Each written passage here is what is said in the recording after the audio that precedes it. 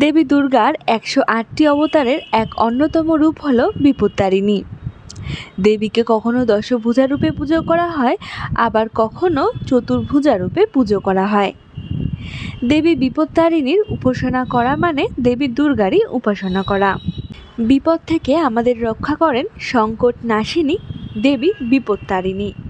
পৌরাণিক কাহিনী মতে দেবাদিদেব মহাদেব দেবী পার্বতীকে কালী বলে উপহাস করলে দেবী ক্রুদ্ধ হন।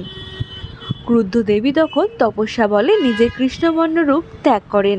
সেই মুহূর্তেই দেবী পার্বতীর শরীর থেকে সৃষ্টি হন দেবী বিপত্তারিণী। দেবী বিপত্তারিণীর উপাসনা করলে সংসারের সকল বাধা বিপত্তি কেটে যায় এবং সংসারের মঙ্গল হয়।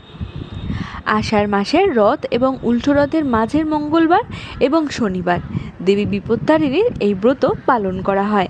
আজ শনিবার অর্থাৎ 28শে জুন বিপত্তারিণীর পুজো এবং আগামী 1 জুলাই মঙ্গলবার দ্বিতীয় বিপত্তারিণীর পুজোটি হবে।